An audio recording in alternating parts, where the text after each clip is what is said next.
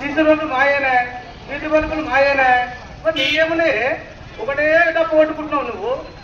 రేవంత్ రెడ్డి అన్న పక్క పార్టీ నుంచి వచ్చిన అంత మాట్లాడొద్దే. ఎందుకంటే అందరికి ఇవ్వాలి, ఏదికి ఇవ్వాలి, వ్యక్తిత్వం ఇవ్వాలి. ఎందుకంటే మనం మాట్లాడే విధానం అనేది మన గౌరవం ఉంటేనే ఎదుటోడు గౌరవిస్తాడు. ఎప్పుడైనా ఒక ఏళ్ళు ముందు చూపిస్తే 3 ఏళ్ళు మనకు చూపిస్తాయి. ఆ విధంగా పోవాలని కోరుకుంటూ, అదేవిధంగా మరి నరేంద్ర మోడీ దొడ్డు బియ్యం ఇస్తే తనని చేసి 5 కిలోలు మాయని చెప్తాను. 5 కిలోలు మాయగాన్నా రేవంత్ రెడ్డి అన్న.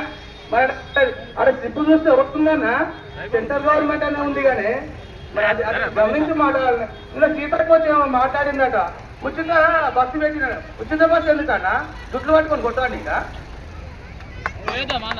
జుట్లు పట్టుకొని కొట్టాలి కన్నా. అరే ఆనాడు వైఎస్ రాజశేఖర 108 పెడితే మామూలు జనాన్ని కూడా వెలుగు చేసింది. అది తీసుకెళ్ళి ఎందుకన్నా? ప్రజల మనిషి కదా. మరి నేను చూడాల 4వ వార్డులో ఉచిత అంబులెన్స్ పెట్టినా, ఉచిత అంబులెన్స్ పెట్టినా. ఎందుకో తెలుసా? మన లాలేస్తారు ఆక్సిజన్ లేక చనిపోయిండు. ఆక్సిజన్ ఉంటే లాలేస్తారు భక్తుడు. అది గమనించి నేను ఈరోజు ఉచిత అది పెట్టినా. మరి అన్న కళ్యాణ లక్ష్మి ఇస్తున్నావే రేవంత్ రెడ్డినా? 1,00,000 అంటే కదా, తులం బంగారం అంటే కానీ ఆడలకు ఇచ్చినావే. 4,000 పింఛన్ అంటే ఇవన్నీ ఇచ్చినావన్నా?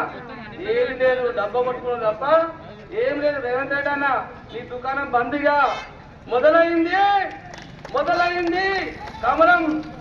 కమలం మొదలైందిగా. పోచంపల్లి ఉద్యమం చాలైంది. పురిటిగడ్డ పోచంపల్లి, తెలంగాణ ముద్దుబిడ్డ పోచంపల్లి. ఎందుకంటే మీరు ప్రతి ఒక్కరు బీజేపీ పార్టీ ఎవరు పైసలు ఇచ్చిన పైసలు అనేది ఏందమ్మా? ఐదు ముక్కలు అనేది చేతులు కడిగిపోయేది. పైసలు ఎప్పుడుంటాయి? ఉంటాయా పైసలు? నేను ఒకటి వ్యక్తి అంబులెన్స్ అని అది 10 మంది పనికిరారా? కొంచెం పనికిరారా? కొంచెం ఆలోచించుంది. ఓటేసినప్పుడు ఓటు సహజం కాదు. అంబేద్కర్ ఏం చేసిన ఆనాడు? ఉన్న వాళ్ళకే ఓటుండే కొట్లాడి నా దళిత పడిన వర్గాలకు అందరికీ ఓటక్కు కావాలని సాధించినాడు ఆనాడు అంబేద్కర్. అందరికీ ఓటక్కు వచ్చిందంటే ఎవరు? అంబేద్కర్. మరి అంబేద్కర్ కాలం ఏం చేయాలా వద్దా? మనం చేయాలా వద్దా?